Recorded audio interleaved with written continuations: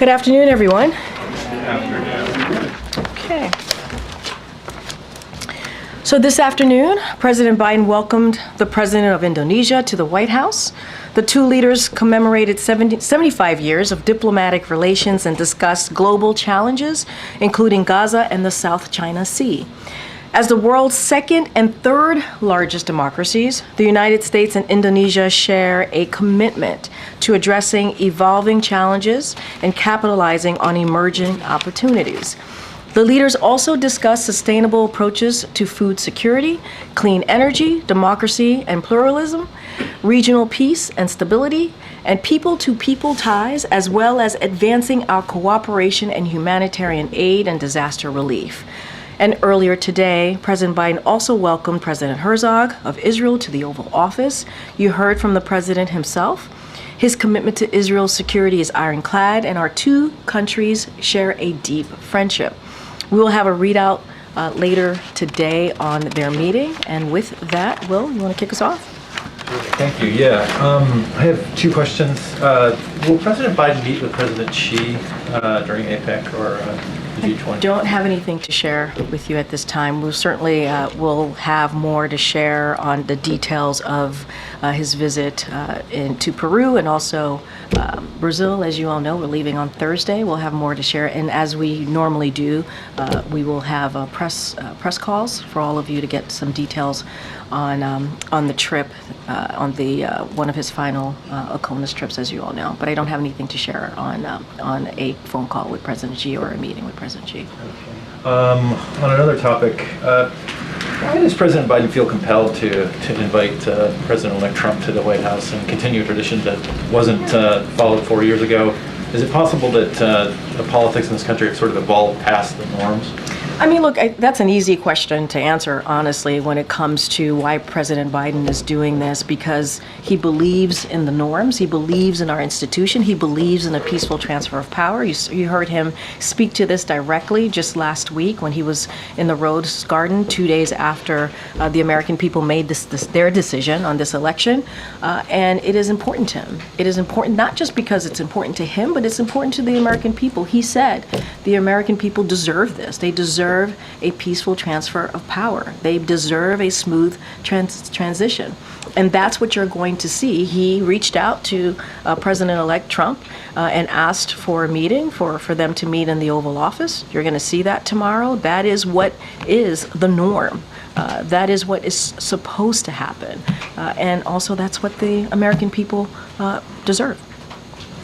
Okay, Karen. Thanks, Karine. 30 days ago, the administration put a timeline on Israel to get more aid into Gaza. Yesterday, Secretary Blinken met with Israel's Minister of Strategic Affairs to talk about the steps that Israel has taken to improve the situation at Gaza. But today, there are multiple international aid agencies that say that Israel has failed to address the concerns and that the situation is even more dire than a month ago. Does the administration think that Israel has taken enough steps, or do you agree with these aid organizations and their assessment? So a couple of things. Let me just take a look back at the last 30 days. Israel has taken steps to address the measures laid out in that letter from the two Secretaries Blinken and also Austin. And we are in a discussion with the Israelis about both the important steps Israel has taken as a result of the United States intervention, as well as additional steps that need to be taken. So those conversations continue, those discussions continue, and we, the United States, is indeed the largest provider of humanitarian assistance to the Palestinian people. And so we are going to continue to do everything that we can to surge humanitarian assistance in Gaza. We understand how important it is, and in your question, we understand how dire that is. So ultimately, the long-term solution here to alleviate the suffering of the Palestinian people in Gaza is bringing an end to this war. And so we're going to try and work very hard to continuing to achieving certainly that goal. And so that is certainly continuing to be a priority for us as we talk about what's happening in the region. Is the administration, is the president satisfied with those steps, though, that Israel has taken over these past 30 days? Is it enough? I did say that they have taken steps, and those discussions continue because we need more. We certainly need more aid to be surged into Gaza. So there's more work to be done, but we have seen certainly some improvement. And again, we are going to do everything that we can. The United States, we are indeed the largest provider of humanitarian aid and humanitarian assistance into Gaza to relieve the pain of the Palestinian people. And what we're seeing, and you're right, it is dire, but those discussions continue, and we're going to be laser focused on If I that. could just do one more on the meeting tomorrow. Can you just tell us what are the top issues that the president is bringing to the agenda tomorrow? How long you anticipate the meeting lasting? Is he having senior staff there? Like, what's this going to look like tomorrow? So, look, President-elect Trump is coming to the White House because the president invited him as part of this peaceful transfer of power. There's going to be a pool spray at the top in the Oval Office before the meeting commences. And so you all and some of your colleagues will certainly have an opportunity to hear from, or to see that, to see the two of them sitting down together. I don't have anything beyond that. I don't have an agenda to share. It's, we try to keep these, certainly these types of conversations private, and just don't have anything beyond that to share. This is part of the process. When we talk about peaceful transfer of power, this is what you're seeing. It's kind of the beginning of that, when you see the current president and the president who's coming in, sitting down in the Oval Office and having a discussion. Don't have any details to share at this time. Thanks, Karine. Can you confirm whether or not Mrs. Trump has accepted Dr. Biden's invitation to come to the White House as well? Don't have any updates, or we don't have any scheduling updates to give. I would certainly reach out to the Trump transition team to get more clarity on that question. I just don't have anything to share at this time. And can you say whether President Biden is pleased with how the transition is going so far? I mean, look, what the president is committed to doing is making sure that this transition is effective, efficient, and he's doing that because it is the norm, yes, but also the right thing to do for the American people. That's what they deserve. We're going to have a meeting tomorrow. They're going to have a meeting tomorrow, and certainly that will continue. As you know, Chief of Staff Jeff Zients has been pretty open and available to the Trump transition team, and will continue to do so. We want this to go well. We want this to be a process that gets the job done, if you will. And so, look, it's certainly, we're going to do everything that we can. The president trusts his team to get that done and do it the best way possible. And that is our commitment. That's what I can speak to. Just lastly, are there areas that this White House or President Biden's administration are trying to shore up or protect from a Trump administration, perhaps trying to push back or pull back on some of the legislative and other executive order and other gains that the president is proud of? Yeah, no, I appreciate the question. Certainly don't have any policy announcements or anything like that to speak to. What I can say more broadly, if you will, is say that, look, more broadly, the president's legislation is helping all Americans across the country.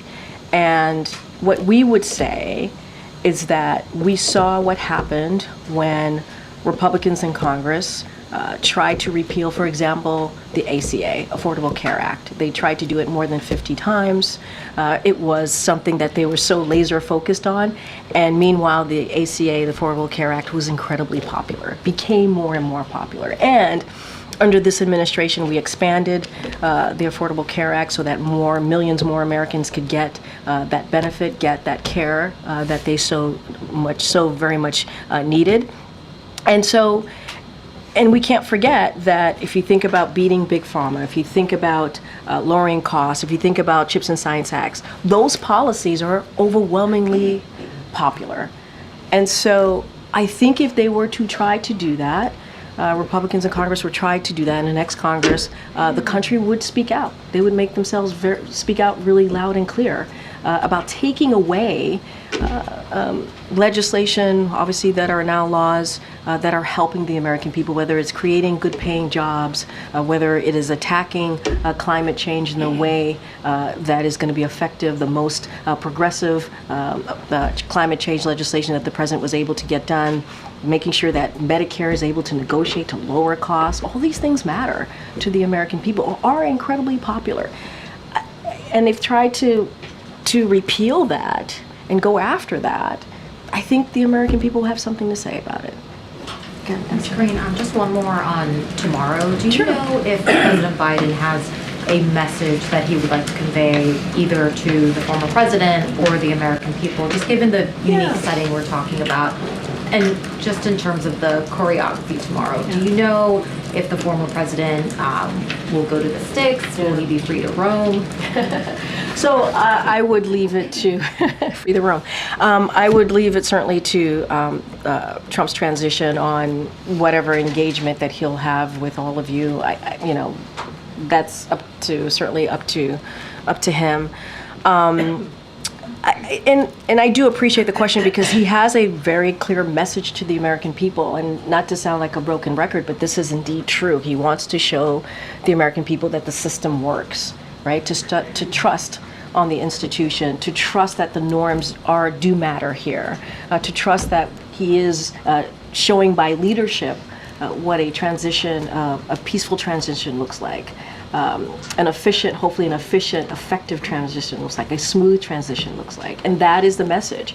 When you all come in, when the pool comes in tomorrow and does a pool spray, that's what they're going to see, right? They're going to see these two, one president-elect and the current president sitting down and doing what is the norm. And that, if you know Joe Biden, right, if you know Joe Biden from following him in the Senate and as vice president, certainly the last almost 4 years, he cares about that. He cares about our democracy. And that's the message that he hopes resonates with the American people tomorrow. And separately, the families of the American hostages are in town.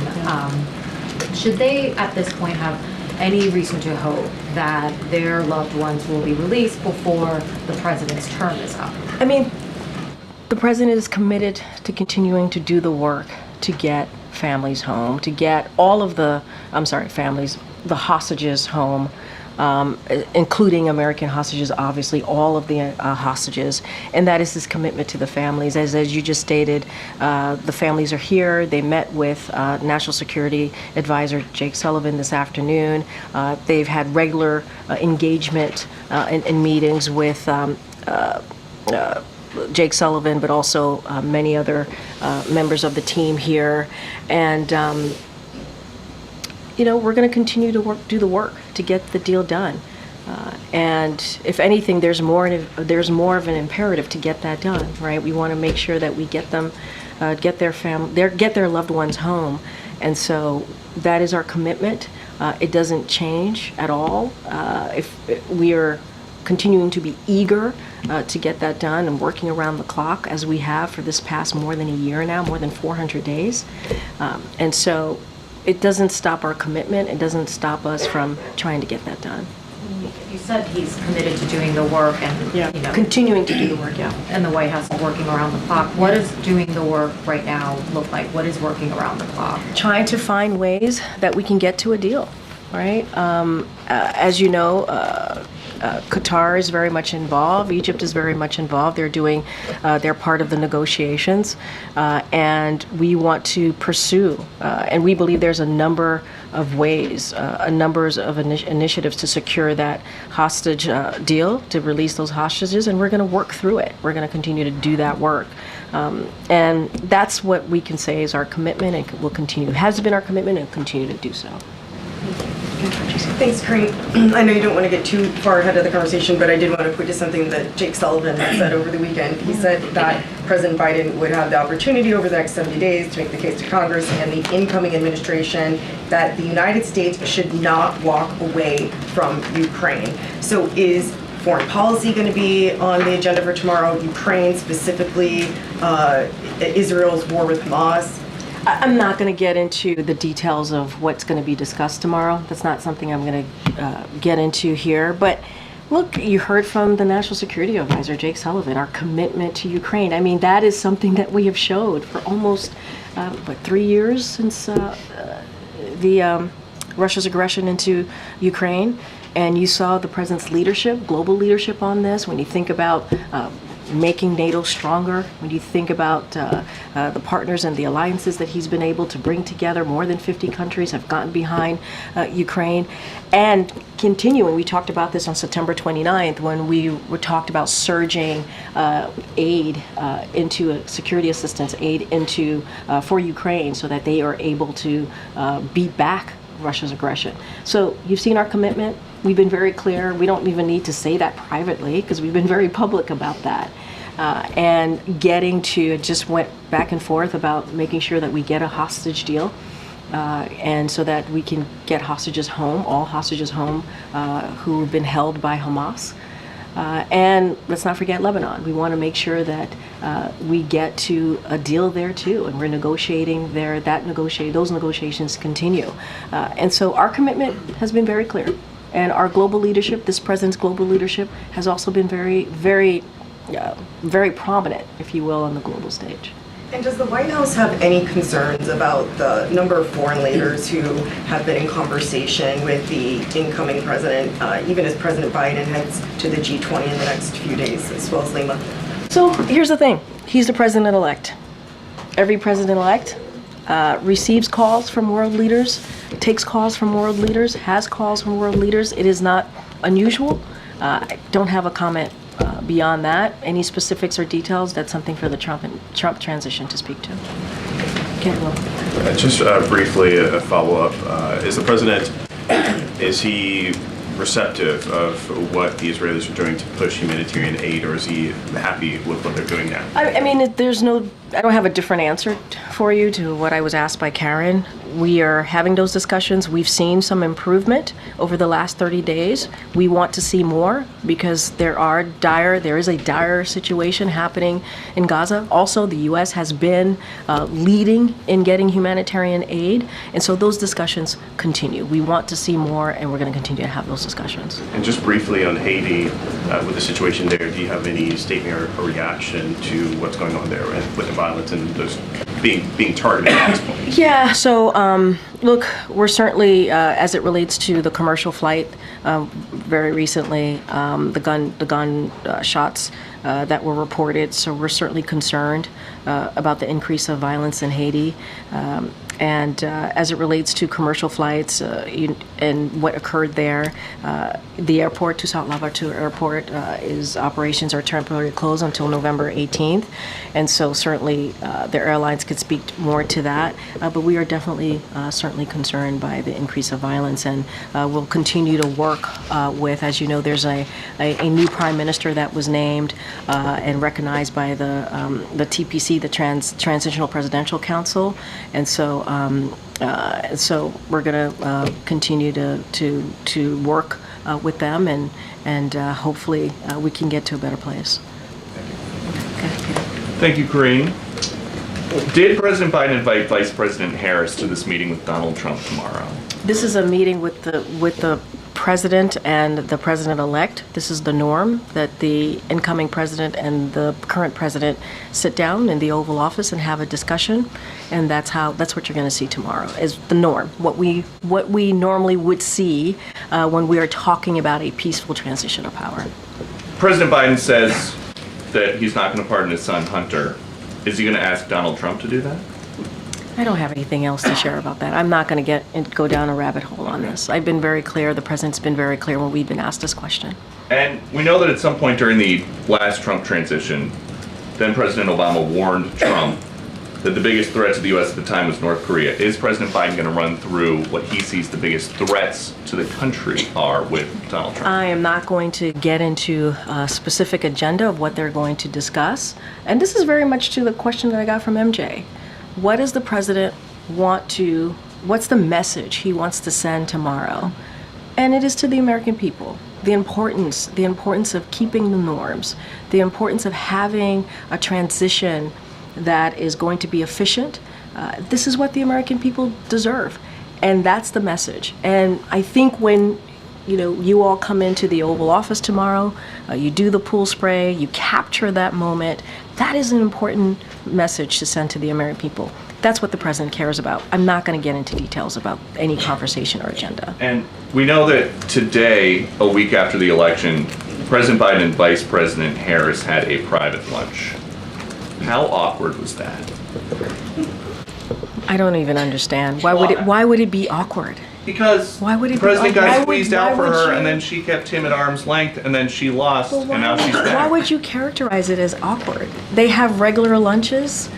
They meet and talk regularly. Why would So you there's call it no awkward? weirdness about the way that things have unfolded since Did you July see them? 21st. Did you see them together yesterday as well when they honored our veterans and were together during the day, making sure that we didn't forget the brave men and women that fought for this country? Did you see them together yesterday?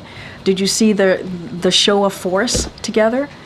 This is. Look, I'm not even going to take the premise of the question. What I will say is, the president and the vice president had lunch today. They've had lunch many times. They have they communicate with each other regularly. They had an opportunity to discuss the last 70 days or so of this administration, how important it is to get things done for the American people, and that's their focus. That is genuinely their focus.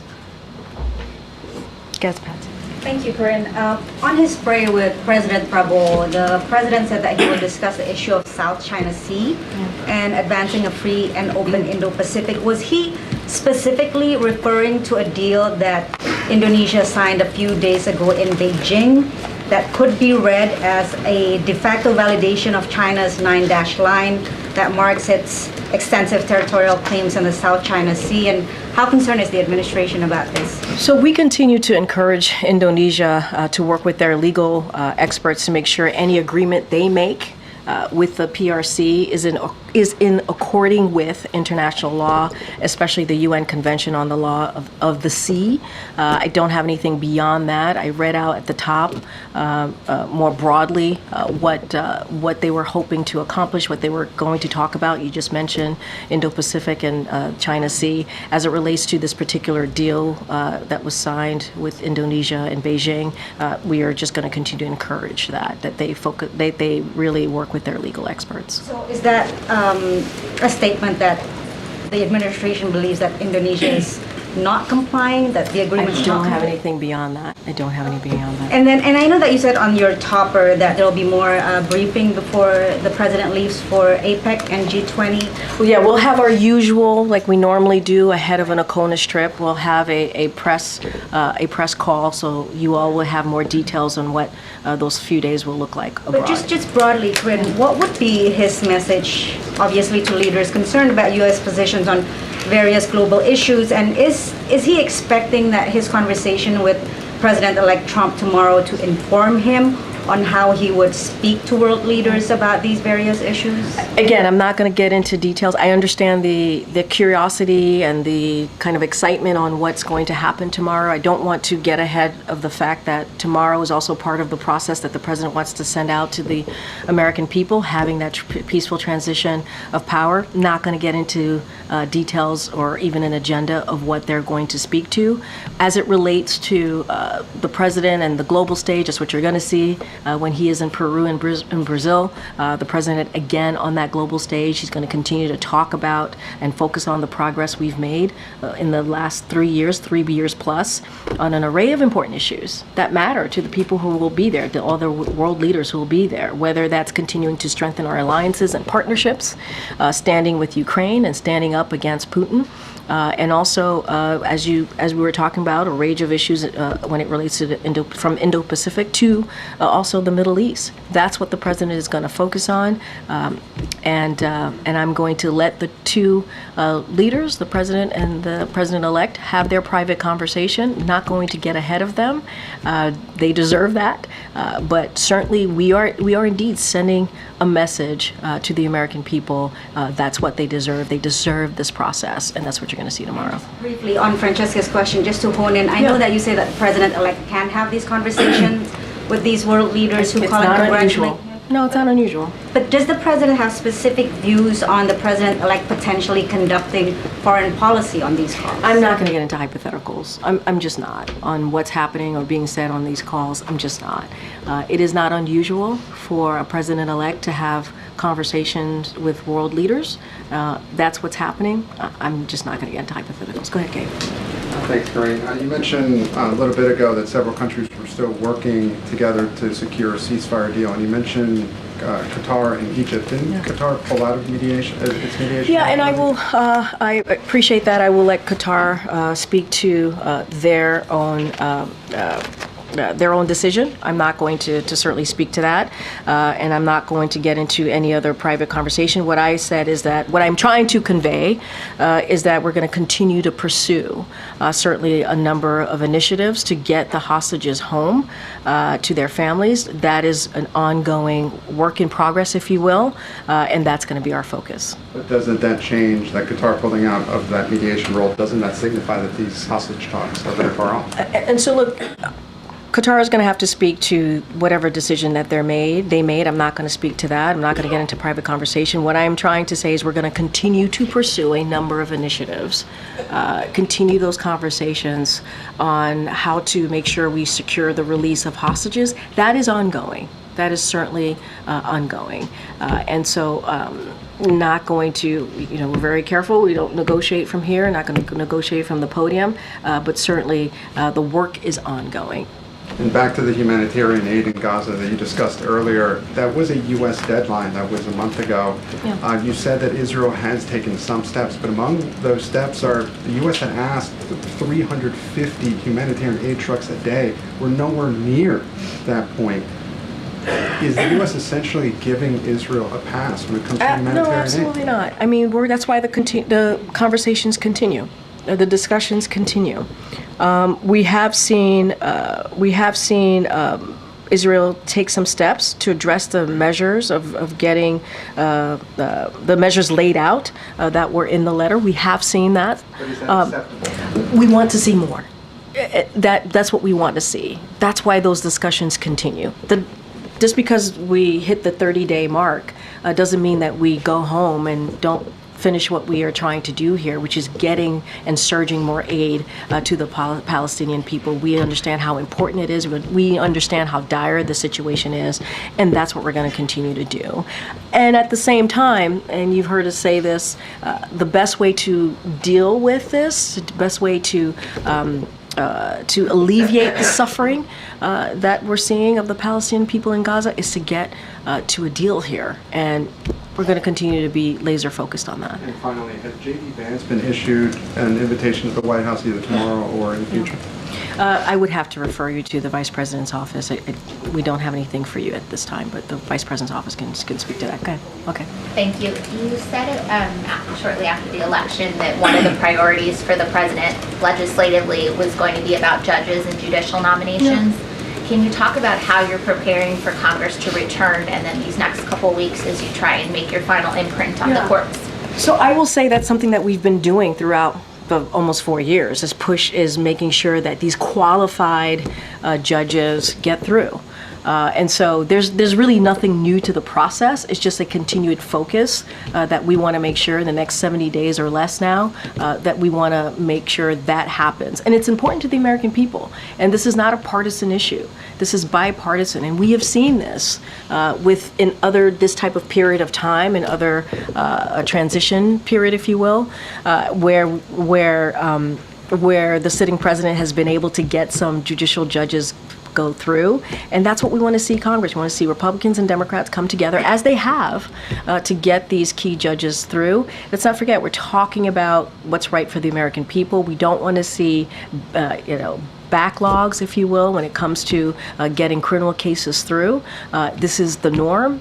This is part of what we've seen in the past when we're talking about a transition period. So we're continuing to do that work. There's nothing new. We want to make sure that work continues. Do you have a point as when you expect to make your final nominations? I don't have anything specific for you. I'm sure that we can talk to the Office of Leg Affairs on anything more specific on a timeline, but this is one of our priorities that we want to make sure that we get done for the American people. Okay, Brian. Thank you. Thanks a lot. President Trump has promised to launch the largest deportation in American history when he becomes president. Are there steps that President Biden is taking in the next 70 days to try to protect certain populations in the United States from deportation? Does he want to extend parole or take other steps that would protect people from that deportation program? So, don't have any new policies to announce at this time. And I want to be careful, like I don't want to get into hypotheticals on what the next administration is going to do or not do. That's not something that I'm going to try to address from here. It is not something that we will be addressing from here. What I can speak to is what the president has done over the past almost 4 years in dealing with a broken system, a broken immigration system that has been broken for decades now, and trying to work with Congress on doing that. And as you know, there was a bipartisan deal that came about from the Senate that Republicans and Democrats, obviously bipartisan as I just stated, worked on. And, you know, we of course would love to see that go through. We would love to see that happen. The president was ready to go, and Republicans were told not to move forward because it would help Joe Biden, which is really unfortunate, because it would have dealt with this broken system that we have, and it will dealt with the challenges that the Border Patrol agents were facing at the border. That is something that would be great to get done. But I'm beyond that, I don't have anything to share beyond that. Okay, Scott. I'm going to start wrapping this up. Thanks, Corinne. President-elect Trump, there's reports that Elon Musk is having a lot of sway in terms of his decisions, in terms of who President-elect Trump is, having come into his administration, sitting in on meetings with foreign leaders, and Elon Musk has says, there's reports that he wants to sort of reshape maybe the government. Is President Biden concerned at all over Elon Musk's influence over President-elect Trump and potentially what that could look like for the country? That is for the president-elect to decide on. I'm not going to comment on personnel decision or personnel choices that the transition announces or being reported or what's happening in that world. It is not for us to speak to. The president's going to focus on the next 70 days and what's at hand. Focus on the American people, focus on making sure that we have a transition process that's orderly, and that's what we want to make sure that we keep our promise, right? That honoring our democratic principles. What the president-elect does and speaks, who he speaks to, and how he wants to think and envision his administration, that's up to him. And just one more, kind of completely shifting gears here, but President Biden, is it still the plan to travel to Africa at the top of December? Is that still on the agenda? That's still on the agenda, as I mentioned, I think from here at the podium behind the lectern when we had to pull that trip down and reschedule it, obviously, because of what was happening here domestically with a historic hurricane. We had said that the president would go the first week of December. That still is the case. The president is very much looking forward to visiting the continent, visiting Angola. When we have more to share, we certainly will share that. We have an ACONUS coming up, so we got to do this one ACONUS at a time, if you will, and we certainly will have more to share. Okay. Thank you, Karen. Could you talk about what are the key goals this administration would like to achieve in terms of U.S.-China relations, since you have invested significantly into this relationship? So what do you like to achieve before you're handing over to the next administration? Yeah, I appreciate the question. If you indulge me a little bit, because I think this is important. So the president, as you know, has prioritized investments in sources of U.S. strength at home, strengthening our alliances abroad, and taking common sense measures to protect U.S. technology and also national security. So when he came into the office nearly 4 years ago, this president made it clear that the U.S. was going to advance and protect our interests here at home and also obviously abroad. And the framework of this administration's China policy, which is invest, align, compete, has remained constant for over those almost 4 years. And so, but at the same time, the president's also been very honest and has emphasized the importance of responsibly managing the U.S.-China relationship. So that's also include opening lines of communications, cooperations in areas of shared interest. Hence the important bilat, right, that he had with the Indonesian leader. And so he's going to continue to advance the U.S. interests when it comes to engagement with the PRC, just as he's done for the last 4 years. So that continues over the next several weeks, couple of months. So I would say stay tuned, see how it goes. Does the president feel urgency or importance to meet President Xi in person before his term is over? I don't have anything to share about a meeting or a phone call. I just laid out the importance of the U.S.-China relationship, what we've been able to do the last 4 years. That's certainly going to continue. And if we have more to share on a possible meeting or certainly a phone call, we would certainly do that, share with all of you. Quickly, why the phone call hasn't happened since Jake Sullivan previewed it 2 months ago? Things like this take some time. I just don't have anything to share with all of you. But I think we've been pretty. You've seen that relationship and how that's developed, how the president approached the U.S.-China relationship, and that invest, that align, that compete, the 3 things that I mentioned to you, is certainly going to continue. You've seen that the last 4 years, and if we have more to share, we certainly will do that. Thanks, everybody. I'll see you tomorrow.